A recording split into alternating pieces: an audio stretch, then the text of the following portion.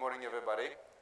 I'll be talking about, obviously, about virtualizing identity for business agility. My name is Marius W. I'll spare you my last name. We'll be sitting here trying to pronounce it forever. I work for RR Donnelley Sons. I've been a solution architect for a while there, and I specialize in identity management for working for them. Why would I talk about virtualizing identity? It's something that we've done. So it's not, it's not theory for me. It's not something I'm looking forward. It's something I read about. We've done it for one of the projects, and this presentation will focus mainly on one specific example of virtualizing identity. There's many uses for it. There's absolutely, wide variety of different solutions, maybe not solutions, but implementations and different types of implementations for and uses for virtualizing it. But again, the presentation will focus mostly on one specific scenario. But I will mention stuff that since we've done one version of it, we've been looking in utilizing the concept and solving some other problems that we are facing. Let's see if this works. Yep. So what happened to me, or what happened at RR Donnelley? It's an old company. For those of you don't know, it's a 150 years old company. So that means a lot of baggage, a lot of numbers, huge numbers of applications, huge number of different businesses around the world. Mix of manufacturing and financial businesses and communication businesses. So it's a and they all, there's dependencies in between. So it's very complex environment. So in 2015, RR Donnelley decided, the company decided we're going to split. We're going to split into three separate company, totally separate company. This was not, little business going to be managed separately. It's a total three separately managed entities, and providing that, again, prior to the actual split, years prior to that, we've been very dynamically, very aggressively acquiring companies, trying to diversify. And so, again, years leading to this, to the surprising announcements, we had a lot of new businesses, new vision was formed, and I guess somewhere along the line, because we acquired so many different businesses and we tried to present total solution for customers, I think we were starting to losing our identity as a company. I'm not talking about user identity, but the identity as a company. That the three separate main components of our business, which was manufacturing, printing, and then financial division and communication division, where the goals were not necessarily aligning each other. It was hard to put priorities because every one of those businesses had different ones, and so I guess that's why a decision was made. We're going to split. We're going to split so we can focus. We can create an identity again of the single company and be really focused on that. And so that presented a huge challenges, technical challenges, because again, you have the baggage of the applications and the businesses cooperating together, and so splitting them into three different pieces were challenging in itself. And then on top of that, when the announcement was made and everybody was surprised, we were given 12 months to do it. And the first month was people trying to figure out if this is really true or not. So then you go 11 months, right? And then suddenly everybody start working on it, and it creates a lot of challenges. So I'm gonna go a little bit ahead of the slides, and so now you have all these applications that need to split, but there's no clear definition of who's going where, and not only from the application perspective, from the businesses, but also people-wise, and it takes a while to define that, right? Who from the personnel, how they're going to be split, where they're going to go, and that takes already months. But we only have 12 months to do the entire technical, to do the entire split. And the concept are, again, I'm talking about divestiture because that's what we went through. But prior to that, we went through mergers, acquisitions, and different kinds of and so. In general, right, this concept, this virtualization, the benefits of it applies to all kinds of situations, and some of them are splits, spin-offs, sell-offs, and most of them we've done previously, and the new one was our divestiture was totally new for us. The approach had to be different, and looking at the different types, there are financial, there are legal, there are technical constraints, and there's no set solution out there. There's no predefined solution that will tell you, here's what you do, here's what you have to, this is the software you get, this is the solution that you acquire, and you'll be fine. You'll be fine doing either the split or the merger. But then there's there's the financial, there's legal. It all comes together, and based on that, once you have all these requirements, only then the solution will emerge, and it's always different. And again, we did many of those, and there was always different approach. So why virtualize? Looking back from a perspective of I see the huge benefit of doing it ahead of time, of course, now, right? From a perspective, I can see that, to detach from a heavy identity store. Detach your applications that are authenticating against heavy identity store, like AD, for example. To present your identity in a virtual, very dynamic, very nimble solution that you can change on the fly, that you can adjust, that you can add to it, that you can pretty much manipulate without changing all the corresponding data store, not only data stores, but also the applications that are utilizing the data stores to authenticate. Let's go to the next one. So this represents a typical split, and so when I was told we're going to get split, it was not split into two companies. And to make it worse, it was three separate companies. And again, prior to the split, not only we acquired a lot of companies, but also we are at the end of the project that we told our application groups and our businesses, we have to, for the security reasons and to catch up with technology, really, we have to get you authenticated to central store, and that store again, this is mainly for internal IAM, but it can be applied to external IAM as well, external sources, customer-facing applications. So we said, we're going to authenticate all of you to all the applications. We want you to switch to Active Directory. In our case, where we have controlled provisioning, deprovisioning, all the security controls to provide decent security.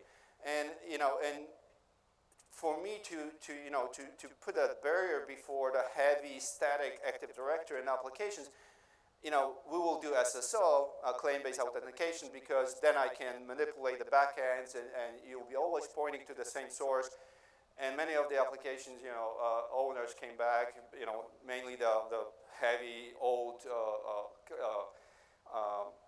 in-house build application came back and said, you can SSO yourself, we're not doing it. and we're gonna go LDAP. That's all we can do. So we say, okay, LDAP it is. So now when you have to split that heavy store, which is AD, the applications that are traditionally using AD and they use DNs and they're linked to specific location in the structure of LDAP, and suddenly you presented with a challenge. I have 200 applications. I have to rewrite them all because they cannot absolutely not point to 3 different sources or 4 different sources. And there's no other way really to do it. You can either do very heavy synchronization among all the new spin-off company. Those are just labels, right? I put it can be replaced with anything. The fact that there's a Gmail and AD and SSO and GATS doesn't mean much. Those are labels just to represent, to make it really real life. But you can replace it with any data store, any mail system, any SaaS application. It all the concepts are the same. So you think when you split into 3 applications, all you 3 different companies, all you do you split the identities. It's very easy to migrate from AD to AD. Point the applications to the new stores, and you're good. Well, it would be like that, but the nature of this particular split was that it was very friendly. It was not a sell-off. I've been through sell-offs, and the sell-offs are, you are buying this company, we'll give you the LDIF maybe of all the users, maybe some security files, and you deal with it. You integrate it within your company, and we find. Well, this, and I thought, well, going with the spins when we frenemies and we like each other, and we have to. We've been with each other for so long. We're gonna coexist for another year or 2 after the spin. It's gonna be great. Well, it turns against you when you now have to manage the environment. That at the end, when the rules are set finally, you have to authenticate users from any of these entities into any of the applications at any given time, and you don't know exactly where they reside. Because some of the applications, some of the businesses were split, some of them would stay, some of them would stay in the parent company, which is the middle portion, and we would provide services to the newly spun-off companies. And so now, how these users that are you just traditionally migrated, how do they access the applications in the middle? Without any abstraction layer of the identity, it's almost impossible. You always have a option of doing heavy synchronization, right? But that's you changing your stores. You actually moving the physical objects from one place to the other, and in the meantime, everything else is moving. Peoples of data, your HR data is moving, and it's not defined because everybody's struggling because the timelines are basically such.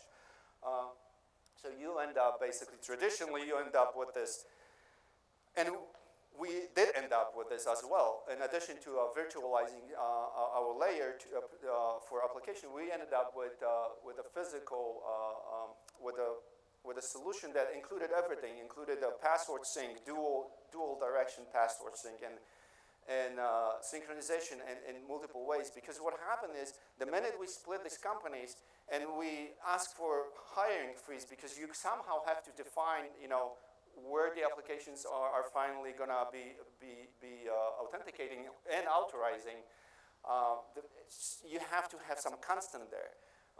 And so, you plead and beg for a hiring freeze, at least for the new companies, and it's established, and they later is violated, and we start hiring people. And so now you have a new people being hired in those satellite companies, but they came to help with the migration, and they have to authenticate to the central store. Because that's where the apps are still living. They have not split yet. They always split the user base, but the applications are, huge inertia. It takes some time to figure out what they're going to do. It takes time to build new infrastructure for them. It takes time to build new networks and security and all this to support them. And so they still behind. The users are already migrated, and how do you do this now?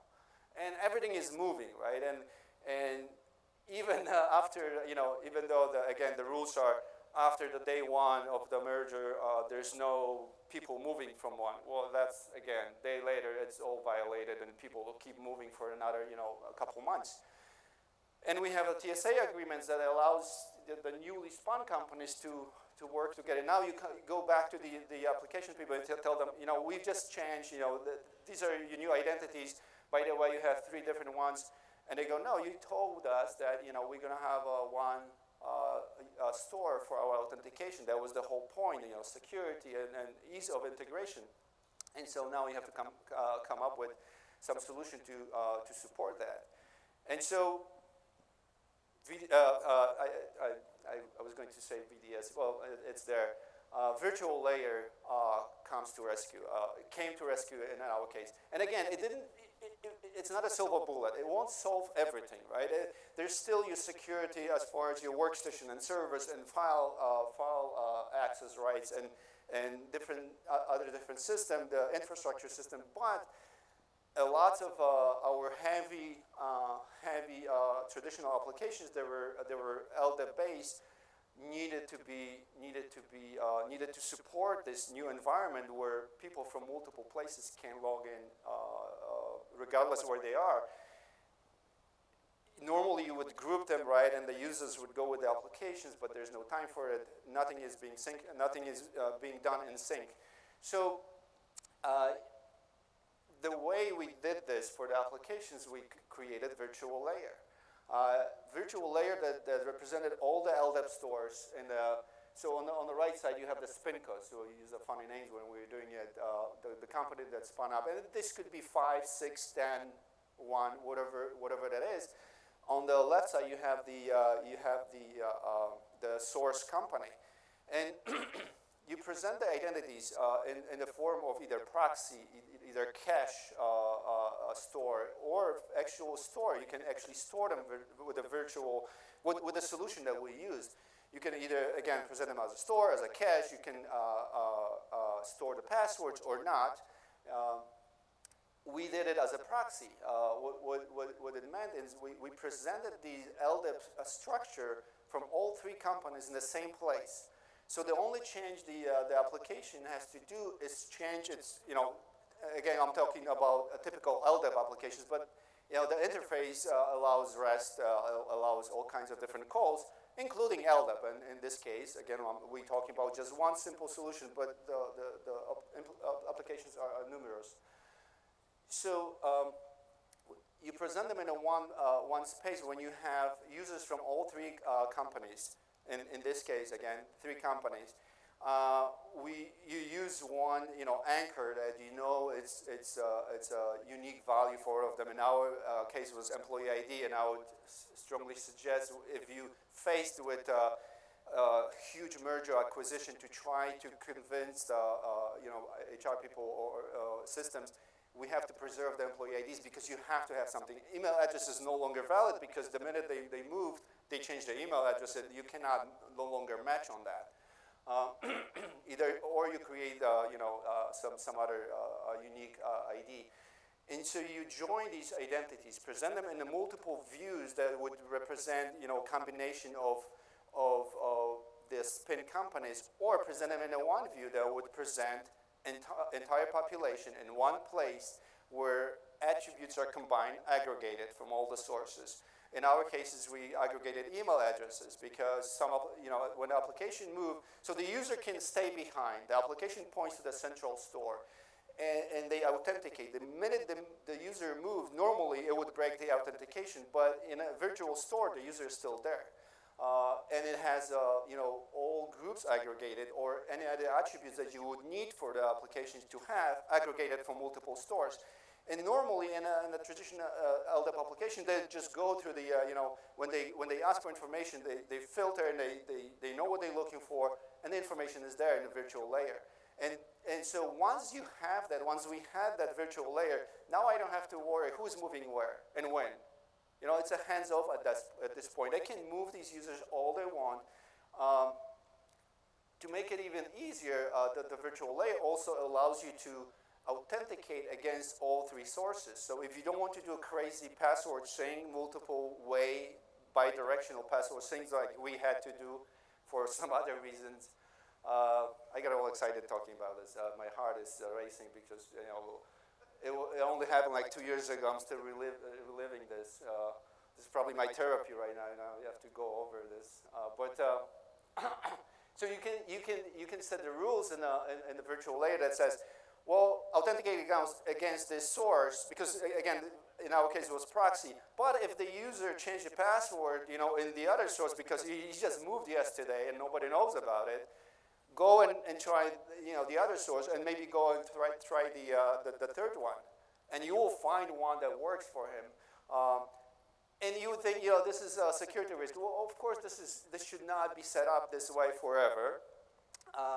But at the same time, the authorization still has to happen, right? So if the user is not a member of any groups, he will authenticate, but he will not be authorized to do any damage there or to break any security constraints. And you would say, well, the LDAP applications have usually very specific. They use DNs, right? So the minute you move the users, the DN changes, application breaks. Well, with the virtual store, you can preserve that, and we did preserve that. You build a virtual structure, and if you look closely, I'm not going to go through details. If someone is interested, we can talk about this after the presentation. I'm running out of time, kind of. You basically combine all all the sources together and preserve the data structure, LDAP data structure. Again, this is just implementation of LDAP, virtualizing the LDAP stores, or virtualizing a traditional IAM, in our case, AD, and we have some IAM management products, but the store is actually AD, very static, and you have a licensing involved, right? So if you do synchronization, heavy synchronization, you're incurring licensing fees on all three places, and again, and you're modifying the stores. There's no modification over here. You present it in any way you want without touching the underlying data stores. Additional benefits. This would be the last slide because I'm really out of time. Ability to quickly adjust to new requirements. That was exactly what we did, and hence the title of the presentation, agility. You can, if you do this ahead of time, and it's not just for acquisitions and mergers. There are business requirements. There's new application coming in. There's new customer that comes in, and I can't live in your Active Directory or in your store. I have to be separate. You plug it into a virtual layer, present it, merge with the rest of it, and you have a solution right there. Data governance. Interesting case for us is that some laws requiring data stay within the country. But the data, the user data, is part of my solution that's actually based over here. And how do we go across and do this? With a virtual layer, the data can stay within the country. You cache it or proxy it. There's no, based on the language of the agreement or the law, you're not necessarily breaking anything, right? You're not hosting the data. You're not storing the password. You're doing the proxy. Yes, there will be, latency may be involved, but in some cases, I find the uses for that. Constant connection point for data and data format for applications. You can, another nice thing is that you can present any schema. You can create or duplicate any schema out there. You can come up with. You have a crazy old. I've heard someone talking about Novell the other day, and I got all excited because I used to work with it, but I'm happy I'm not. But you can present the schema as it is Novell and still, support it and get rid of it. I think there was actually an interesting case yesterday that we talked about. And ability to supplement generic dynamic data. You can not only present the data that you own in a virtual layer, you can inject additional data, and that's something that I'm looking at right now to supplement the data that we actually host with the data that we want to purge from our heavy directory, but we want it for authentication, for compliance and for some other systems. And virtual layer can do that for me, right? And I'm not paying for heavy licenses in AD, the backups, the monitoring, all the stuff, and the security, all the processes that I'm required to host to secure the data. And the last one, realm discovery. If you have again AD, but you can replace it with anything else. You have 5, 6, 7, hopefully 1. Active Directory store, try to do ADFS against all of them. It's impossible. Maybe Ping can do it, but the realm discovery is complex, and you cannot really point to all of them at the same time. You simply point your SSO solution, your claim-based, your STS, to a virtual layer, and you can keep adding in the back end on the fly without changing your stores, without heavy synchronization. And yet you will have a central SSO point for all your applications. Again, this is a real life scenario. We did it in the internal space, but it can be applied to any user store. That's all I have. Thank you very much. Any questions?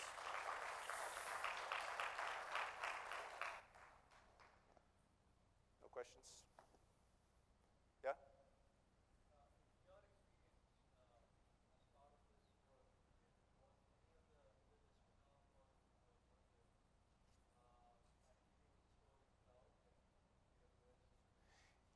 So there was, well, prior to that, yes, but the applications directly don't attach to it, and the virtual layer can connect to the AWS cloud now and actually do a bidirectional sync, or if not sync, include those identities from the cloud in your virtual layer. So yeah, that would be absolutely possible at this point. Thank you.